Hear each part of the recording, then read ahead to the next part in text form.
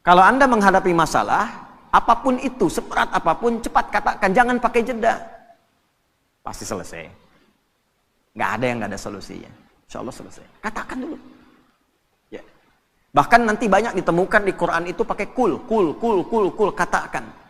Jadi kalau hati kita masih ragu, belum keluar, keluarkan dengan lisan, katakan dengan lisan. Pasti selesai, pasti bisa. Saya bisa. Ya.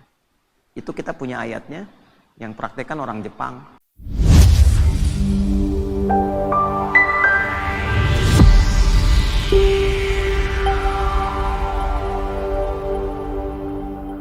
Semua masalah yang kita hadapi bisa diterima oleh jiwa kita. Ini kalau bukan yang ciptakan Allah, Pak. Konslet diri kita ini. Dispenser pencet terus, pencet, mati, hilang panasnya itu. Siapa yang masak mie tadi yang basahnya dingin tuh? Hah? Coba terus, mesin mobil digeber terus, rusak. Ini kalau bukan Allah yang ciptakan, nggak bisa nampung masalah banyak ini. Nah, Allah ingin menunjukkan lewat kuasanya, dikasih masalah itu untuk menunjukkan, tuh ini ciptaan saya, setiap masalah terima. Cuma ternyata latihan masalah itu pada akhirnya untuk memberikan kemudahan kepada kita, melapangkan kembali jiwa kita sehingga masalah di masa depan yang lebih besar bisa kita terima dengan mudah. Kalau nggak pernah latihan kaget, Pak. Nggak pernah latihan kaget. Ya, belum nikah nggak pernah punya masalah, begitu nikah besoknya langsung pisah. Nggak pernah menerima masalah. Jadi berbahagialah kalau sedang punya masalah. Karena hakikatnya masalah diberikan untuk memberikan kelapangan pada jiwa. Semua mesti diuji. Kan kemarin kita belajar. Ya, hidup itu standarnya ada ujian. Sukses ada ujian. Sekolah naik tingkat ada ujian. Melewati ujian memberikan ketahanan. Begitu sering diuji makin kuat. Ya, sehingga naik kelasnya lebih cepat. Itu poinnya. Ya, kadang-kadang orang nggak pengen diuji, pengen lulus, kan repot tuh. Ya, baik, nyambung ya. Alam nashrah laka sadrak wa wada'na anka wizrak alladhi anqadha dhahrak. Nah, ini bagian kedua tuh. Muhammad SAW, bukankah aku telah lapangkan keadaan hatimu? Maka jangan engkau sempitkan sehingga engkau sulit mengatasi persoalan yang tengah engkau hadapi. Kalau engkau mau melihat bagaimana kekuatan lapang hatimu itu, cobalah flashback ke belakang. Wa wada'na anka wizra. Bukankah banyak masalah dulu yang pernah aku tuntaskan dan selesaikan? Alladzi anqadha dhahrak, bahkan diantaranya ada yang memberikan beban begitu kuat sehingga terasa dari kepala sampai dengan ujung kaki.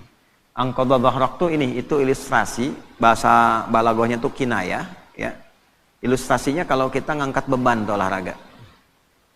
Ya, Pak, siapa ini? Muhadis tuh, muhadis berapa kemampuan ngangkat barbel? 30 kilo, naikin 40 misal. Ya, baik. Yang ngangkat apanya? Tangannya. Tapi yang merah mukanya kan? Yang kembung pipinya. Bukan? Yang manyun bibirnya. Yang getar kakinya. Nah, itu ngangkat beban yang diangkat oleh satu bagian tapi terasa semua bagian tubuh.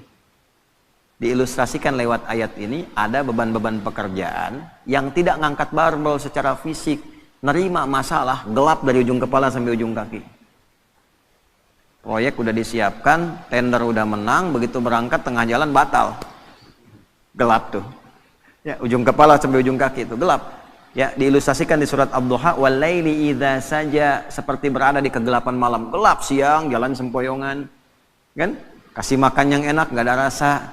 Seakan-akan gelap tuh, ujung kepala sampai ujung kaki. Ya.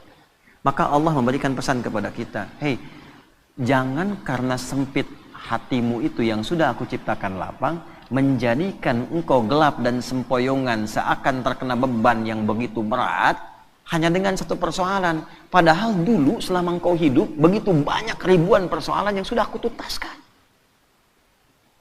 Ya, maksudnya begini, kalau engkau dengan satu persoalan merasa sempit, coba caranya ingat-ingat ribuan persoalan yang dulu yang pernah aku selesaikan. Apa dengan satu masalah ini engkau menjadi gagal untuk memperluas hatimu, sedangkan yang dulu ribuan telah aku selesaikan? Nah, Ini diterjemahkan ke dalam bahasa psikologi yang singkat tuh begini. Bahasa singkatnya.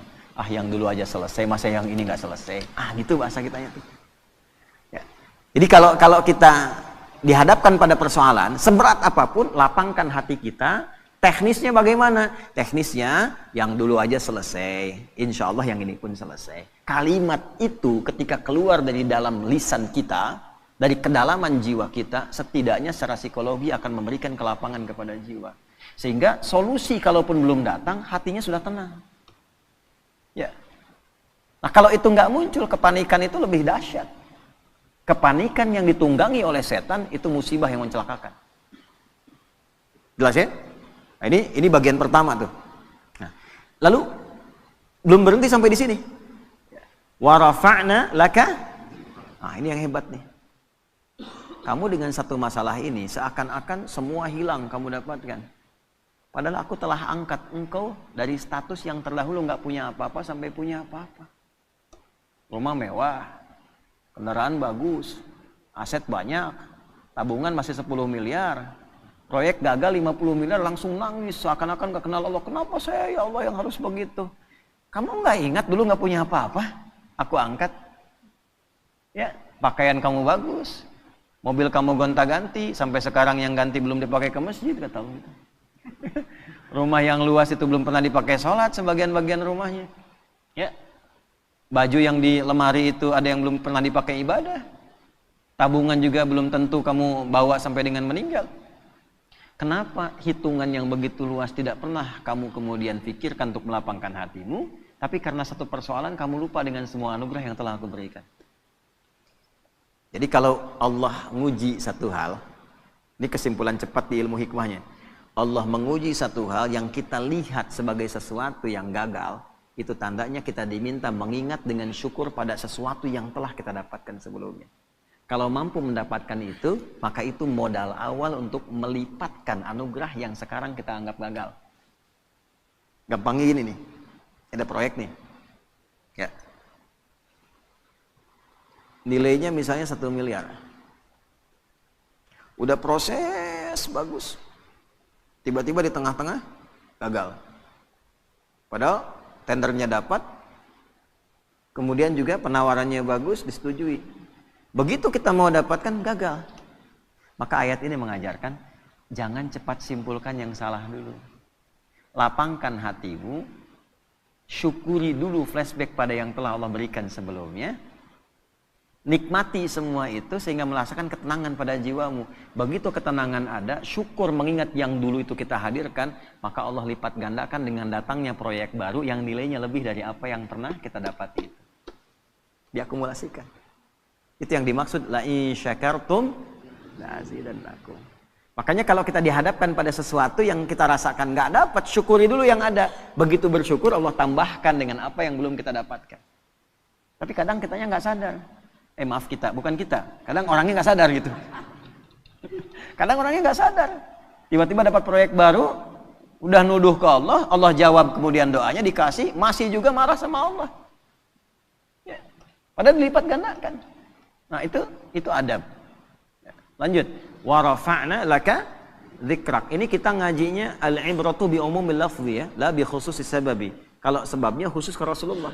Ya Muhammad SAW, aku angkat namamu, aku naikkan statusmu, ya, aku lindungi engkau dengan perlindunganku, aku berikan limpahan harta kepadamu. Jangan sampai celaan dari orang-orang ini membuat engkau kemudian menjadi pesimis, ya, tidak semangat dalam berdakwah, sementara engkau lupa dengan anugerah yang telah aku berikan kepadamu yang sangat melimpah. Ya, jelas ya? Nah, ini ayat move on dari persoalan. Ya, Faiz lamaran misalnya, tiba-tiba tenda sudah siap, gitu kan? Mahar sudah siap, undangan sudah siap, calon belum siap. Tengah-tengah misalnya kena tipes tuh calon. Ya, yang perhatian orang lain, Faiz lagi tugas, kena sama orang misalnya, tengah-tengah. Ya, move on. Move on. Wa rafa'na laka dzikrak. Aku telah angkat engkau dengan status yang lain. Ibumu ada, saudarimu ada, kerabatmu ada. Apakah tidak ada calon yang lain yang kau bisa dapatkan? Cari. Begitu kemudian kita syukuri dengan nikmat itu, Allah datangkan dengan kualifikasi yang lebih baik. Ya minimal sebelum kiamat kurang 2 hari lah ya. Nikah tuh. Terus lanjutkan. Nah, ini bagus ngaji secara psikologi nih. Kalau dibahas di jurusan psikologi ini luar biasa.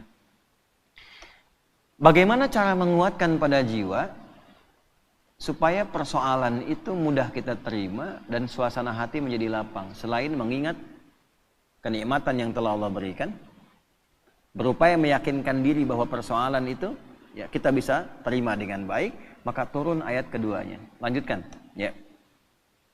Fa inna ma'al usri yusra. Nomor 5. Fa. Kita ngaji pakai ilmu nahwu ya. Fa harfu atfin rabitin baina syai'aini bila hudud. Huruf perangkai dua peristiwa. Jadi ada peristiwa pertama, peristiwa kedua, peristiwa 1 dan 2 disambungkan tanpa jeda. Nyambung. Contoh. Nabi Zakaria berdoa kepada Allah. Minta dianugerahkan keturunan. Dilakukan dalam sholat. Surah Ali Imran di ayat 38. Hunalika da'a Zakaria rabbah qala rabbi habli min ladunka dzurriyyatan thayyibah innaka sami'un du'a. Itu masih berdiri doanya. Jadi sholat berdiri minta sama Allah, ya Allah, orang-orang memvonis aku nggak akan punya keturunan.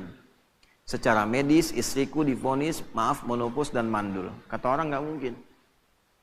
Karena makhluk memvonis tidak mungkin, aku serahkan kepadamu yang semuanya menjadi mungkin. Engkau pemberi tanpa batas, namanya Wahhab. Nah ini adab dalam Quran, kalau ada orang memvonis, ini nggak mungkin, ini nggak bisa, itu tanda dari Allah. Tinggalkan opini manusia, karena Allah memberikan tanda untuk langsung minta kepadanya, dan Allah ingin mengabulkan tanpa campur tangan makhluk. Itu cara bacanya begitu. Begitu selesai kemudian berdoa, belum selesai sholatnya. Jadi baru tlak doanya selesai, pakai fa ayat 39-nya di Quran surah 3. Fanadathul malaikatu wa huwa qa'imun yusalli fil mihrab annallaha yubashshiruka bi Yahya. Malaikat langsung turun seketika doa selesai, malaikat turun langsung mengabari.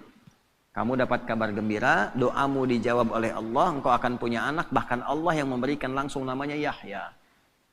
Ya, artinya hidup. Kata orang mustahil, dari rahim seorang perempuan yang divonis monopos dan mandul, lahir bayi yang hidup. Kata Allah tidak ada yang mustahil, jadi dan hidup dia. Namanya Yahya. Nah, jelas? Terjadinya kapan? Qaimun yusalli fil mihrab, masih berdiri dalam sholat, belum selesai sholatnya. Jadi antara doa dengan jawaban pakai fa, artinya cepat tanpa jeda. Terapkan metode ini, pemahaman ini kepada ayat dimaksud, ayat yang kelima. Fa inna ma'al usri. Kalau sedang punya masalah, sedang dialami, ingin melapangkan hati, cepat, jangan pakai jeda. Inna ma'al usri yusra. Seringkali kita baca terjemah, tapi tidak dialihkan ke bahasa psikologi. Sungguh, di dalam kesulitan itu ada bahasa gampangnya begini, pasti selesai. Gitu. Ya, setiap masalah ada solusinya, bahasa gampangnya pasti selesai. Kalau Anda menghadapi masalah, apapun itu, seberat apapun, cepat katakan, jangan pakai jeda. Pasti selesai. Nggak ada yang nggak ada solusinya. Insya Allah selesai. Katakan dulu. Ya. Bahkan nanti banyak ditemukan di Quran itu pakai kul, katakan. Jadi kalau hati kita masih ragu, belum keluar, keluarkan dengan lisan, katakan dengan lisan. Pasti selesai. Pasti bisa. Saya bisa. Ya. Itu kita punya ayatnya. Yang praktekkan orang Jepang, orang Korea. Dulu tahun 96-97 itu ada acara di TPI, ya Benteng Takeshi namanya, ya Benteng Takeshi itu yang pakai tank tembak-tembakan itu. Begitu mau menaklukkan bentengnya itu, kan langsung itu pemandunya mengatakan, kamu bisa, kamu bisa, kamu bisa. Dipakai itu tuh. Ya. Lalu Korea melihat anak-anak TK di Korea itu disandingkan dengan kemajuan Jepang. Dibawa ke suasana penjajahannya, dibawa di dunia edukasi, diambil di dunia positif. Jadi begitu masuk, sebelum masuk kelas, harus mengalahkan Jepang. Kita bisa, kita bisa. Akhirnya sampai sekarang terjadi. Ya, Jepang bikin Honda, ya Korea bikin Hyundai. Hyundai bacanya Hyundai. Kemudian sana masuk Piala Dunia, ini pun mesti masuk Piala Dunia. Sekarang kita impor pelatihnya gitu kan. Maju sekarang. Itu cuma satu kalimat, cuma satu ayat di Quran, inna ma'al usri. Pasti bisa. Coba bawa tuh di dunia olahraga, pasti bisa. Ya. Kalau bawa atlet ini bisa, nggak ada yang nggak bisa. Bisa. Nah, katakan itu. Waduh, tapi ini mah lawannya. Katakan, tidak ada yang tidak mungkin. Bisa. Bisa aja dulu gitu. Perkara nanti melawannya bagaimana, itu ikhtiar. Bisa aja dulu. Ya. Lakukan dulu, tugas sempurnakan. Misi selesaikan. Ya. Yang pertama dilakukan itu, tanamkan pada diri kita. Ini bisa nih, nggak ada yang nggak bisa. Nah, itu seorang muslim begitu. Dan itu digunakan sifat ta'zimun nafsi. Bahasa bebasnya gini, kamu masih nggak yakin dengan saya? Katanya iman. Kamu beriman sama saya, tapi ragu dengan ketentuan saya. Berarti kurang sempurna imannya. Ya. Nah, kalau masih ragu, dikuatkan yang kedua. Ini bukan pengulangan, di Quran nggak ada pengulangan. Kaidahnya berbunyi begini, takkidun limaknan jadid, taksisun limaknan jadid. Jadi kalau ada seperti diulang, itu sebetulnya penguat kepada makna yang baru, beda dengan yang sebelumnya. Contoh di surat Ar-Rahman itu, fabi ayyi ala'i rabbikuma tukadziban. Berapa kali disebutkan itu? Itu bukan diulang, karena fabi ayyi ala yang kedua beda dengan yang pertama. Fabi ayyi ala yang ketiga beda dengan yang kedua dan yang pertama. Itu dahsyatnya Quran. Nanti kalau sudah masuk surat Ar-Rahman itu, ya kita coba bisa bahas dari 1 sampai yang terakhir itu. Itu antara 1, kedua, ketiga sampai ke terakhir beda semua. Ya. Nah, ini yang kedua seakan-akan kita menemukannya seperti pengulangan. 1, fa inna ma'al usri yusra. 2, inna ma'al usri yusra. Bagaimana menerjemahkannya? Ya, katakan pada dirimu, masalah ini pasti selesai.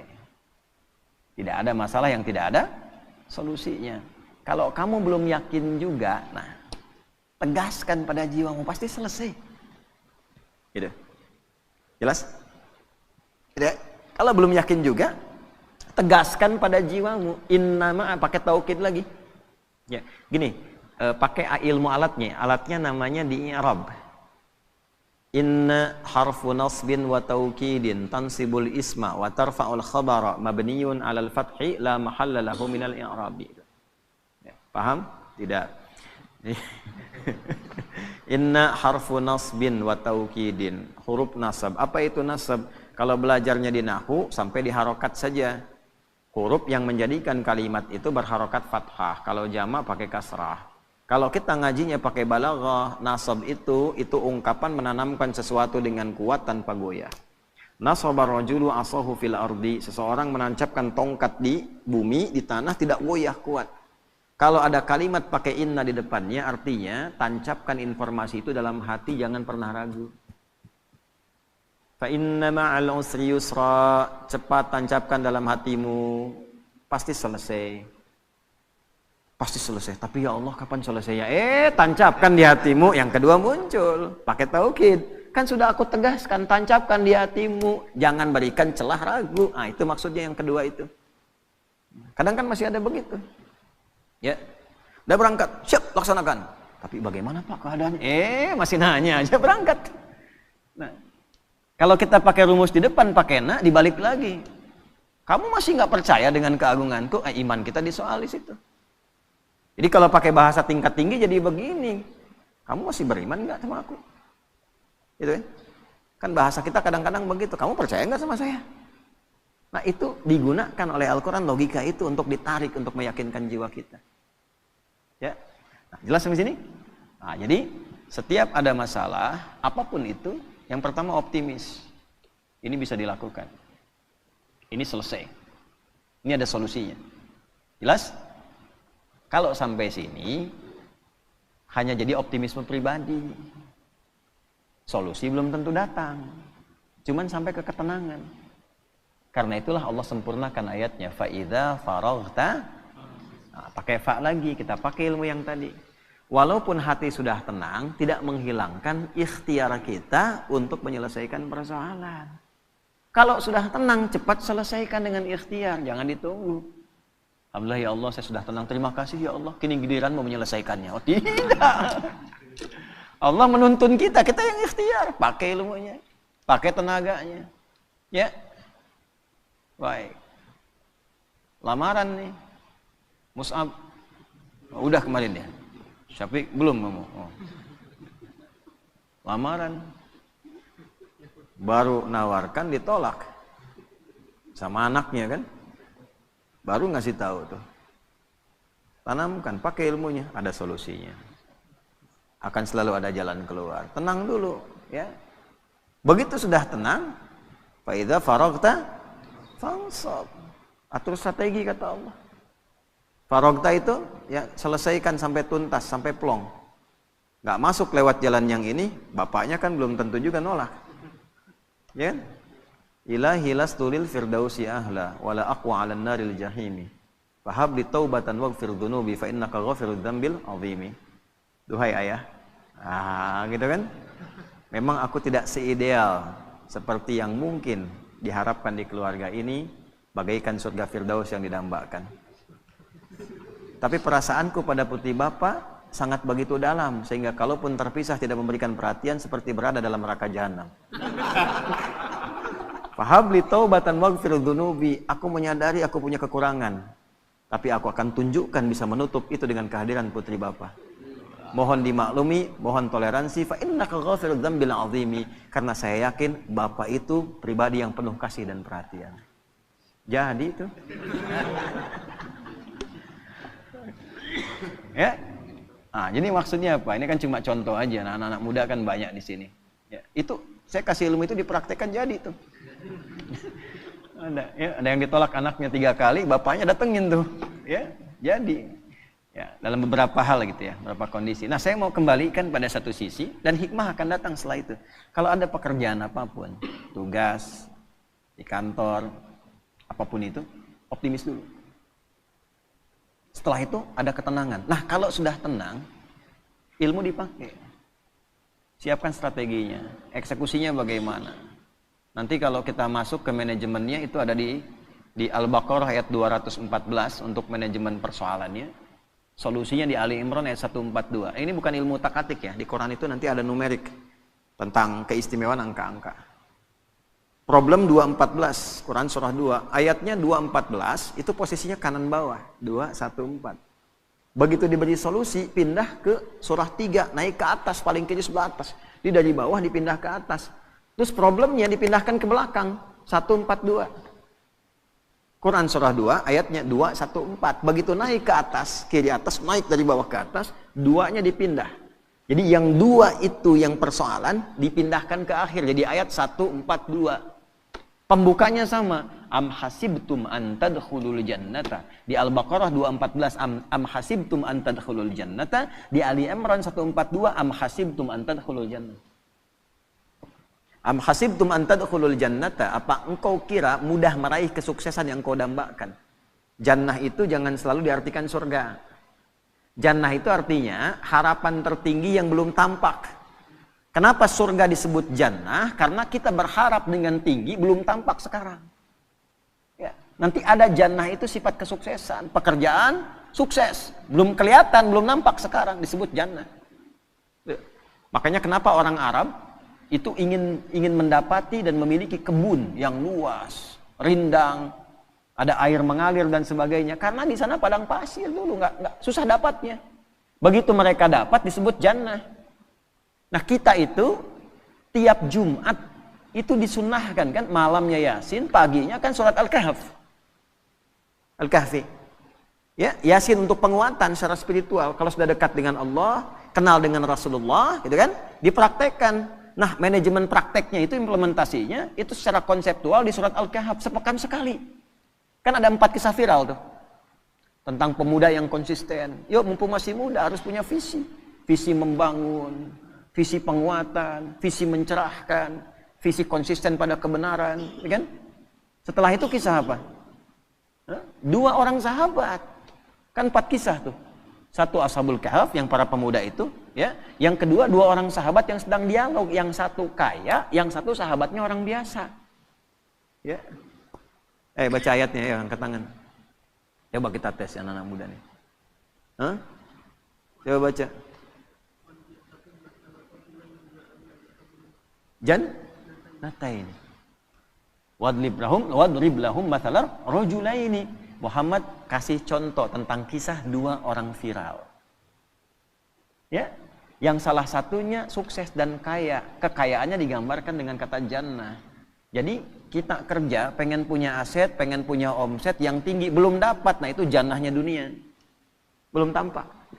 Di akhirat disebut surga, itu jannahnya kita belum tampak sekarang. Sekarang ayatnya dipakai. Am hasibtum an tadkhulul jannah. Apa kamu duga kamu akan sukses dunia akhirat? Bisnis kamu sukses, pelajaran kamu sukses, keluarga kamu sukses, di akhirat kamu sukses dapat surga. Walamma ya'tikum mathalul ladzina khalau min qablikum, sementara engkau belum diuji untuk mendapatkan kesuksesan itu. Jadi hukum kesuksesan itu harus melewati tangga ujian. Antum kesini kan diuji dulu. Berangkat lewatin macet gitu kan. Setelah itu jalannya berkelok dan sebagainya. Tiba-tiba begitu sampai kan lihat gedung cerah lagi. Harapan tinggi nih. Ya kan? Istirahat nyaman, diuji dengan sahur. Apa tuh? Uji dulu tuh. Dapat nggak? Hidup tuh begitu. Anak mau ke SMP kan diuji dulu di SD. Ya kan? Dan ujian itu harus masuk sistem. Nggak masuk sistem nggak bisa diuji. Allah bikin sistem. Nggak pernah ngikut sistemnya Allah, pengen diuji. Sholat nggak pernah. Baca Quran nggak pernah. Ngaji nggak pernah, tiba-tiba punya masalah, datang lagi diuji nih, nggak pernah sekolah ikut ujian, gitu kan? Nah, balik nih ke yang tadi itu ya. Nah, sementara engkau belum diuji, jadi, ini secara fikihnya kita ambil gini kesimpulannya. Jadi sebetulnya kalau kita mendapatkan ujian itu hasil doa kita. Misal, ya Allah, saya pengen lulus nih ke satu kampus A, dikirim tuh ujian. Menghafal, belajar, ini diuji dan sebagainya. Itu diturunkan sifat itu untuk mengabulkan permintaan kita.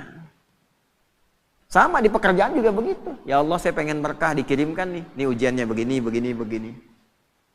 Nah, sifatnya sesuai kemampuan. La yukallifullahu nafsan illa masathumul ba'sa, yang kecil. Kalau harapan kecil, ujian kecil. Nggak mungkin antum punya cita-cita kecil, ujian besar, itu nggak mungkin. Pasti kecil. Dharra, menengah. Anda punya kalkulasi proyeknya untuk 50 miliar, tahap menengah, ya ujiannya pun akan menengah. Wah, sudah naik nih 100 miliar. Wazulzilu, sudah makin naik lagi.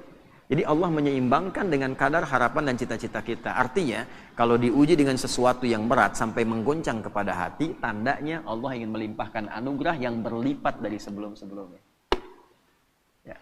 Diuji masalah rumah tangga sampai menggoncang dan sebagainya. Artinya kalau kita lulus tuh, insya Allah di dalamnya ada kenikmatan yang lebih besar yang tidak ada sebelumnya. Gitu. Demikian di pekerjaan, demikian di ilmu dan sebagainya. Cara menyelesaikannya bagaimana? Fa'idha faraghta, tenangkan dulu hati, lalu bikin strategi. Strateginya pindah ke Ali Imran. Ayat 142. Sebelum pindah di ujung Al-Baqarah ayat 214, itu kalimatnya begini. Hatta yaqula rasulu walladzina amanu ma'ahu mata Rasulullah, sampai nanti dipaksa ada orang mengatakan begini, ya Allah, kapan ini selesai? Ya Allah, kenapa harus saya? Kapan selesai? Nah, itu kalimat manusiawi yang kadang keluar. Kalau sampai titik itu ada, solusinya langsung turun. Cuma sayangnya di terjemahan diartikan begini, ketahuilah. Gitu. Padahal ala itu harful ikhbar wa taukid. Huruf yang mengabarkan untuk meyakinkan. Bahasanya begini, ala, yakinkanlah pada dirimu. Allahu Akbar. Nah, gini ya. Kita sedang diuji dengan masalah. Berat masalahnya. Kita ngadu, ya Allah, sampai kapan ini berakhir? Turun jawaban, ketahuilah. Dengan yang kedua, turun jawaban, yakinkanlah pada dirimu. Kira-kira lebih berdampak mana? Satu atau dua? Ala inna nasrallahi qarib. Yakinkanlah pada dirimu. Aku tegaskan, tanamkan pada hatimu yang paling dalam, jangan pernah ragu. Pertolonganku akan segera datang untukmu. Nah, bagaimana menjemputnya? Ya, kalau dijemput kan lebih cepat. Ya, penghulu datang, ditelepon lagi, di mana Pak? Gitu kan, dalam perjalanan. Dalam perjalanan itu baru jalan dari rumahnya ke depan pagar. Dalam perjalanan. Sekarang kan banyak begitu kan? Di mana? Sudah on the way. On the way itu betul, itu jalan, baru jalan, belum sampai ke pangkalan. Gitu ya. Nah, makanya dipastikan dijemput supaya nggak telat. Cara menjemputnya bagaimana? Am hasibtum, dibuka dengan kalimat yang sama. Am hasibtum an tadkhulul jannata walamma ya'lamillahu alladhina jahadu minkum wa ya'lamas sabirin. Itu yang 142. Pindahkan problemnya 2 ke ujung jadi 142. Cara mindahkannya bagaimana? 1, jahadu, turunan kata al-juhdu. Juhdu itu kesungguhan, keseriusan. Jadi kalau pengen sukses, sungguh-sungguh. Ini yang belajar-belajar nih, kalau pengen jadi ulama serius. Makan serius. Gak ada nasi, mie diburu. Serius nungguin. Ngapalin Quran gak serius. Baru 2 ayat ngantuk tidur. Serius. Kan? Ngaji kitab gak serius. Makanya kitab setengah-setengah. Keluar fatwa kencang, begitu baca halaman berikutnya berubah. Serius, belajar serius. Pengen sukses, karir serius, sungguh-sungguh. Ya, pengen sukses pekerjaan, serius, sungguh-sungguh. Ya, double, terus double, optimalkan, serius. Bagaimana membangun keseriusan itu? Nah, itulah indahnya Quran, tuntas. Ini bukan cuma serius, tapi bagaimana langkahnya? Ada 3 turunannya. Juhdun itu 3. 1, dari kata juhdun muncul kata ijtihad. Ijtahada yajtahidu. Kesungguhan melahirkan konsep. Masih terkonsep. Secara konseptual apa?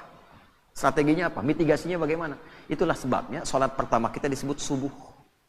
Dari kata asbah, yang sudah siap dengan rencana yang terukur. Jadi nggak ada orang Islam bangun dari tidur kecuali sudah tahu planningnya apa. Jam 7 apa yang dikerjakan, jam 8 ada. Ini iktikaf jam 10 ngapain, jam 12 ngapain, tengah malam ngapain. Terukur. Orang yang punya konsep dan terukur dengan program, maka teratur aktivitasnya. Jelas capaiannya. Ya. Jadi semua terukur, bisa disentuh, bisa dilihat, bisa dijangkau. Terasa. Nah itu ijtihad namanya. Yang kedua, kalau konsep sudah rapi, eksekusi dengan sungguh-sungguh. Itulah jihad. Jihad itu perjuangan fisik, implementasi dari sebuah konsep. Kesungguhan mewujudkan apa yang telah disiapkan, itu jihad namanya. Makanya jihad itu jangan dibatasi pada aspek pertahanan militer saja. Ya, orang tua, ini ayah cari nafkah, jihad. Ibu, istri, merawat anak itu jihad. Dari mulai dikandung, jihad itu. Ini yang sedang belajar itu jihad. Ya, jihad itu sungguh-sungguh. Jadi jangan alergi dengan kata jihad, karena jihad itu positif asalnya. Berjuang dengan sungguh-sungguh, membela bangsa, bela negara, itu jihad. Makanya keluar resolusi jihad. Ini kalau belajar ya, nih saya gambarkan di surah 9 ayat 122 At-Taubah.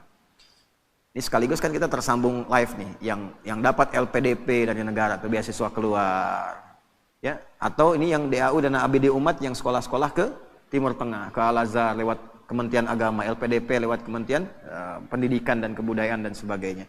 Itu kalau dia Muslim yang dapat dan dia beriman, berlaku ayat ini. Wa ma kanal mu'minuna liyanfiru kaffah. Kan? Falaula nafara min kulli firqatin minhum ta'ifah liyatafaqahu fid din. Tidaklah semua orang yang beriman itu ingin tergerak berjuangnya secara fisik semua. Mesti ada di antara mereka kalangan intelektualnya. Dan intelektual ini diwujudkan dengan belajar yang sungguh-sungguh. Tafakuh itu sampai paham. Asalnya faqih. Faqih itu mengerti. Mana faqih? Faqih. Nah, mengerti dia sekarang waktunya tidur. Ini nggak ada di sini. Nah, fikih itu paham, mengerti. Ya. Tafakuh berusaha sampai paham. Jadi orang beriman tuh gini, kalau belajar sampai ngerti. Ya, duduk paling depan. Nggak paham tanya. Jadi beda antara masuk dengan keluar. Masuk belum paham, keluar harus paham. Itu orang beriman. Bukan duduk paling belakang, nitip absen, nggak pernah nanya, ujian minjem catatan teman gitu kan. Pinter iya, cuman terbatas sampai ujian, habis ujian hilang. Gitu. Syahadi wallahi katanya, ajaban lazam. Gharib Indonesia. Jadi orang Afrika datang ke saya bilang, jadi ini Indonesia ini teman saya ajaib nih. Bingung saya. Kenapa? Kemarin ujian. Aneh belajar udah 3 bulan nih katanya. Malamnya itu, besok mau ujian, teman saya si Fulan pinjam catatan. Itu begitu keluar, saya 7,5, dia 8 kan. Saya bilang dia belum tahu sistem SKS tuh. Sistem kebut. Oh sekarang ada yang sejam pak. Itu. Nanti suatu saat kita belajar bagaimana anugerah Allah kepada kita yang kita syukuri sebagai bagian dari warga negara, bangsa dan masyarakat Indonesia. Orang Indonesia itu luar biasa. Oleh Allah dikasih nikmat yang banyak. Apa aja dari tubuhnya itu selalu istimewa. Saya gambarkan satu lidah aja nih. Kita itu lidah yang paling fleksibel termasuk di dunia. Dipakai bahasa apapun cepat. Silakan Anda lihat ya. Dengan segala hormat, ini untuk menunjukkan saja anugerah ya, tahadus binikmah. Orang India belajar bahasa Inggris, akan kelihatan cengklok Indianya. Selancar-lancarnya orang India bahasa Inggris, akan tetap kelihatan India. Cina pakai bahasa Arab, akan tetap kelihatan Cinanya. Orang kita. Assalamualaikum. Kaifa halak? Masya Allah, Sukabumi. Bedunnya. Ya, saya tugas 2010. Badan besar begini gitu kan, datang nyalamin para jemaah kita. Disapa bahasa Arab fasih, ternyata Sukabumi. Okay. Yang paling menarik udah disapa, Assalamualaikum Syekh, kaifa haluk? Dah abdi mati Tasik. Lisannya luar biasa. Pakai bahasa Inggris kayak orang Inggris. Kalau sudah nggak kelihatan udah persis nggak tahu ini.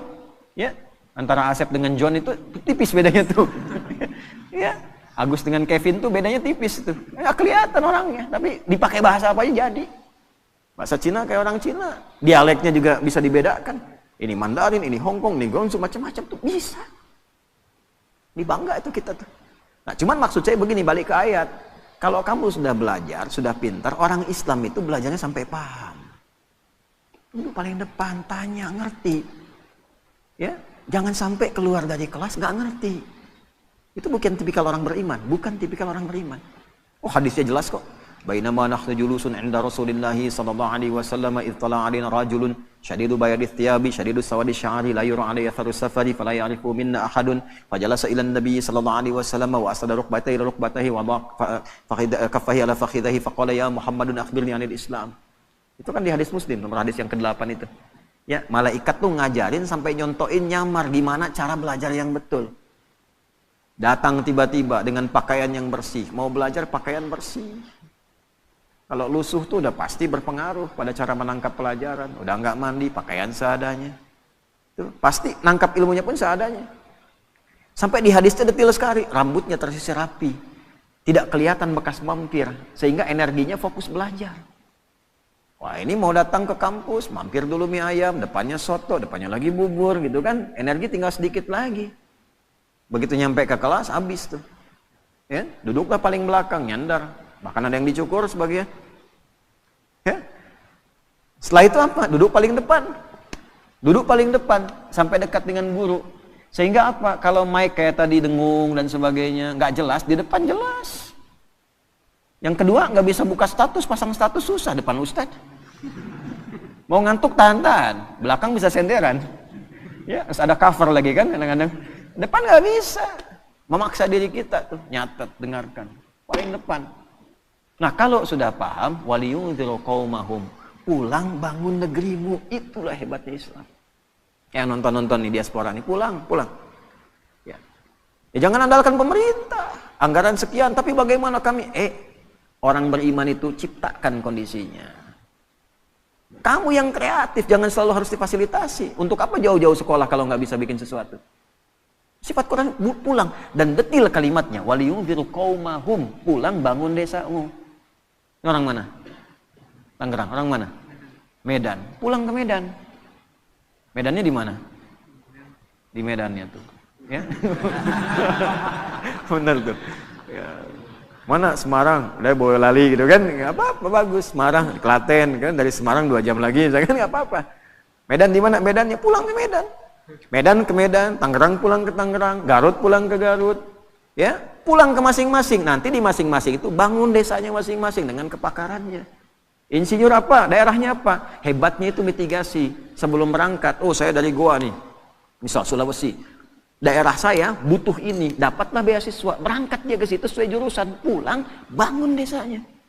Kalau semua pelajar begini di negeri kita, maju Indonesia itu. Dan itu sifat iman di dalamnya. Orang beriman itu begitu. Jadi cinta kepada negara, cinta negeri itu tidak hanya diwujudkan dengan kata-kata, ditunjukkan. Kamu pelajar begini mencintai negerimu. Kamu pengusaha begini mencintai negerimu. Yang paling hebat tuh begini. Kamu makan di Indonesia, minum di Indonesia, kerja di Indonesia, tapi belum bisa memberikan sesuatu bahkan untuk orang yang mensuplai kekayaan kamu itu. Maka keluar zakat. Gitu. Keluar infak. Nah, skema infak itu bukan ke pusat dulu, di daerah kita bekerja dulu, beraktivitas. Bantu itu supaya sama-sama sukses. Jadi semua itu ada babnya. Yang ilmu di Dharma Baktikan, yang kaya di Dharma Baktikan, ya kan? Jangan sampai makan di sini, minum di sini, harta dibawa keluar, ya kan? Yang dibangun yang di luar, di dalam nggak dapat apa-apa. Itu bukan tipikal orang beriman. Ini kita ngaji Quran ya, sebagai spirit orang Islam, apalagi Ramadan. Nah, jadi itu sifatnya. Ya, jahadu, jihad.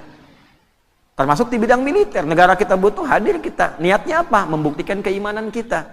Makanya nggak bisa dipisahkan tuh antara sifat-sifat spiritual ya dengan sifat-sifat pengabdian sosial. Dan bersyukurnya di negara kita difasilitasi dasar negaranya. Pasal 29 ayat 1, negara berdasar atas ketuhanan yang maha esa, diwujudkan di Pancasila, ketuhanan yang maha esa. Implementasinya apa? Ada kemanusiaan, ada persatuan, ada kerakyatan, ada keadilan. Tapi tidak mungkin terwujud kalau tidak ada ketuhanan. Nah, orang Islam memahami itu bagaimana? Di semua bidangnya. Kalau pelajar berketuhanan, belajar yang benar, pulang, bangun negeri. Ya. Bisnis, sukses, pulang, bangun. Kepakarannya Dharma Baktikan. Tanya apa yang bisa saya berikan. Itu poinnya. Jelas? Nah, tidak salah kalau mau di luar cari pengalaman, silahkan. Tapi pada akhirnya mesti ada niat untuk kembali membangun. Karena yang ditanya itu adalah amanat tempat kita berpijak. Nah, yang paling sekarang harus diluruskan itu adalah yang sekarang dicitrakan, dipotret. Nggak pengen yang itu muncul, maka ada yang bikin tuh, dibikin-bikin. Jihad itu ekstrim, jihad itu teror. Gitu. Kita dibelokkan dari makna yang sesungguhnya, sehingga anti dengan kalimat jihad itu. Padahal itu positif. Seakan-akan hilang di fikih. Dipahaminya nembak orang dibikin jihad, judulnya. Bom orang dibikin jihad. Itu yang salah. Nabi sudah mewanti-wanti dari dulu. Hati-hati itu di hadis Muslim. Akan ada orang yang kelihatan seperti sholat, seperti puasa, seperti zakat. Tapi ternyata dalam saat yang sama mencela orang. Syatama hadza wa qadzafa hadza, menuduh orang. Itu level yang kecil-kecil ya. Wa daraba hadza, senangnya kelahi. Ya, kelihatannya sholat, tapi keras. Kerasnya itu tidak pada tempatnya. Kelahi, caci maki, ya. Puncaknya apa? Wasafa kadama hadza, menumpahkan darah dan membawa nilai agama di dalamnya. Tembak orang, Allahu Akbar, bom orang, Allahu Akbar. Itu Nabi sudah bilang 15 abad yang lalu. Ya, hati-hati kata Nabi itu, hati-hati. Orang yang seperti itu nanti perbuatan buruknya akan menghilangkan amal baiknya. Sholat nih, setelah sholat mencaci, nggak tanggung yang dicaci imamnya misalnya. Ya, misal saja, misal. Itu pahala sholatnya langsung ditransfer ke imamnya, selesai. Kalau habis gak punya lagi modal baik, maka keburukan si imam yang jelek misalnya itu ditimpakan kepada orang bicara tadi. Fatuli hafidnar, dilemparkan ke neraka tuh. Ya, makanya waktu kejadian bom Jalan Tamrin itu, wah, meledak tuh. Tuh, saya dapat pertanyaan, Ustaz, apakah bom di Jalan Tamrin termasuk jihad fisabilillah? Bilang, Mas, sependek pengetahuan saya, jihad fisabilillah itu jihad di jalan Allah, bukan di Jalan Tamrin. Nah, itu ya, penting belajar itu tuh. Iyakum wa iyahum, kata Nabi akan muncul nanti kita itu pada bingung. Ada orang gelarnya sama semua, ustadz semua tuh. Ustadz, bisa kiai, bisa macam-macam. Itu banyak nanti hal seperti itu terjadi. Lalu yuhadditsunakum bima lam tasma'uhu aw yasma'unahu aba'ukum. Bikin kamu bingung. Ini agama bukan, benar bukan, lain bukan. Iyakum wa iyahum, kembali ke standar. Standarnya Qur'annya ini, hadisnya ini, ulama kita ngajarin ini. Kalau sudah masyhur itu dan menyalahi, iyakum, tinggalkan saja. Kalau tidak ada pengikutnya nanti hilang sendiri. Itu. Nah, cuman problemnya kadang pasar bebas. Di kita itu gini, sudah tahu salah tapi ada aja pengikutnya. Kan kita tahu setelah Nabi Muhammad tidak ada nabi baru. Kita tahu itu palsu tapi ada aja pengikutnya tuh. Ya? Nah, itu problem. Fa idza faraghta fansab. Jadi kalau ada masalah selesaikan, jangan didiamkan. Selesaikan. Tuntaskan. Kalau didiamkan terakumulasi. Tenangkan hati, selesaikan, jangan ditunda-tunda. Cepat, pakai fa idza faraghta fansab. Dan terakhir, wa ila rabbika tawakkal. Sudah, yang aku tugaskan sebagai penutup, kata Allah, yang aku tugaskan kamu ikhtiar, bukan menentukan hasil. Jadi kalau kerja, jangan orientasi pada hasil, nanti kecewa ujungnya. Gitu. Hasil itu prerogatif siapa? Allah. Yang tahu maslahat bukan siapa? Yang tahu baik tidak siapa? Kan kita cuma pengen aja, tapi belum tentu itu baik untuk kita. Karena itu tawakal penting, serahkan pada Allah. Nah, mampir kita setelah kerja, datang ke masjid atau sholat 2 rakaat, bilang, lakukan, ya Allah, saya sudah berikhtiar seperti apa yang telah Engkau perintahkan, dan saya bertawakal seperti apa yang telah Engkau janjikan. Jika dengan semua ikhtiar yang telah saya lakukan belum mampu menghadirkan apa yang Engkau janjikan, maka mohon berikan petunjuk kepada saya dengan cara apa lagi saya mesti menjemput apa yang Engkau janjikan. Kan rezeki itu dijanjikan, wa fis sama'i rizqukum wa ma, rizkimu sudah aku tuliskan, kamu bergerak, aku berikan, aku janji itu. Kita nagih, cuma nagih dengan cara yang benar, nggak pernah ikhtiar nagih, ya kan? Nah, jadi itu tuh. Jadi kalau Anda kerja, orientasinya hasil, nanti kecewa. Udah saya siapin, udah rapi, udah gini, ya nggak jadi. Sebenarnya Allah mau apa ya? Dia mau apa? Itu. Nah ini poinnya.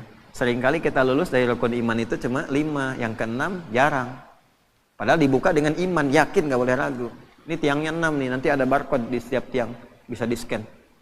Ya, ini 6 nih menggambarkan rukun iman. Jadi kalau ke masjid harus hatam keimanan itu. Di luar menara 5 tingkat rukun Islam, nanti boleh ada tangganya.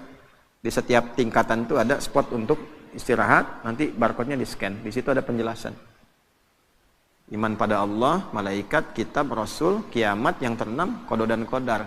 Hatam di Allah, hatam di malaikat, sampai hari kiamat kita yakin ada. Tapi begitu qada dan qadar, bicara takdir, seringkali gagal di situ. Ya, seringkali gagal di situ.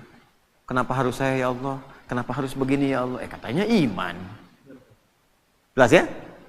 Nah, itulah al-insyirah. Orang yang sudah bisa mengimplementasikan ini dalam kehidupan, maka hidupnya cenderung lebih lapang.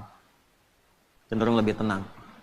Dan sebagai penutup, kadang-kadang ketenangan itu lebih mahal dibandingkan harta yang kita buru dan kita ingin dapatkan. Mas, ya. Pilih mana tuh? Kaya tapi gelisah atau miskin tapi tenang? Udah 2 aja, nggak usah cari yang lain. Saya tahu pengen kaya dan tenang. 2 tuh kalau disuruh milih tuh. Ya kan tadi saya udah bilang cuma 2 pilihannya. Tapi kan manusia selalu mencari alternatif kan? Kan rumusnya gitu. Kalau terjebak dilema di antara 2 cinta, cari yang ketiga gitu kan? Ya. Artinya apa? Tenang itu penting. Karena itu sakinah didahulukan sebelum mawaddah. Ya. Wa ja'ala bainakum mawaddah. Tapi sakinah dulu, litaskunu ilaiha. Makanya singkatannya samara. Bukan masara. Ya kan, samara, sakinah dulu baru mawaddah. Dan mawaddah itu kan cinta kasih yang dibangun dengan kebutuhan-kebutuhan materi. Ya, di balik materi ada cinta. Istri cemberut, datang dengan materi, kasih gelang 2 kilo, sembuh lagi tuh. Itu materi itu. Ya, pulang bawa bunga, Pak Ahmad bawa bunga pulang tuh. Wah, berbunga-bunga hati. Ya kan? Apalagi dengan emas, beremas-emas tuh. Jadi materi itu membawa cinta, tapi sementara. Sementara. Ya, rahmat itu perhatian yang dalam. Tapi kenapa sakinah duluan? Harta kalau dikumpulkan, tapi tidak membawa ketenangan, hampa kehidupan rumah tangga. Betapa banyak orang kaya yang pisah. Betapa banyak yang kaya yang sengketa. Kenapa? Karena tidak ada ketenangan. Suami sibuk, istri sampai kurang perhatian. Istri sibuk, suami kurang perhatian. Padahal semua mencari, harapannya ingin kebahagiaan. Karena yang dicari, mawaddah dulu sebelum sakinah. Nah, sakinah itu ketenangan. Kita itu ngaji, kita sholat untuk tenang. Sebetulnya kalau orang sholat dapat modal itu, tinggal nanti dimudahkan untuk mawaddah. Makanya orang kalau rajin sholatnya, rajin baca Qurannya, cenderung tenang keadaan hidupnya, damai. Apapun yang dikerjakan, solusi gitu. Alhamdulillah di kita itu masih konsisten sholat sampai ke kampung-kampung. Makanya gampang memadamkannya, tenangnya tuh gampang gitu ya. Di tempat-tempat lain nggak mudah. Jepang agak susah sholat. Begitu banjir dikit, langsung bunuh diri tuh. Konslet dikit, bunuh diri tuh. Kita banjir berenang. Ya konslet biasa aja gitu kan. Tungguin, sabar gitu kan. Padahal rekening listrik kalau telat bayar diputus itu. Ya, maaf PLN ini kan live itu. Ya, contoh aja ya begitu. Alhamdulillah kita syukuri. Ya. Baik, ini yang kita bahas di pertemuan subuh kali ini. Semoga Allah merahmati kita, memaafkan kita, memberikan kemampuan untuk mengamalkan apa yang kita pelajari, dan menjadikan pengamalan itu dapat membangun negeri, memakmurkan tempat yang kita pijak, dan mudah-mudahan itu dijadikan sebagai ibadah yang meringankan hisab kita di akhirat nanti. Allahumma taqabbal minna innaka antas sami'ul alim, tub 'alaina innaka antat tawwabur rahim. Allahumma rabbana atina fid dunya hasanah, fil akhirati hasanah wa qina adzabannar. Ati anfusana taqwaha wa zakkiha anta khairu man zakkaha anta waliyuha wa maulaha. Wa sallallahu ala sayyidina Muhammad wa ala alihi wa sahbihi ajma'in. Wa akhiru da'wana alhamdulillahi rabbil alamin. Sahabat sekalian, hidup ini memang tak lepas dari ujian, tapi ketenangan bukan datang dari hilangnya masalah. Ketenangan lahir ketika hati berserah kepada Allah, percaya bahwa setiap ujian membawa hikmah, dan setiap kesulitan selalu disertai jalan keluar. Mari kita belajar untuk lebih tenang, lebih lapang, dan lebih dekat dengan Allah di setiap langkah hidup kita. Semoga ceramah ini menjadi penyejuk hati dan penguat iman kita semua. Jangan lupa bagikan ilmu ini, agar semakin banyak yang merasakan ketenangan dalam setiap ujian hidupnya. Barakallahu fikum.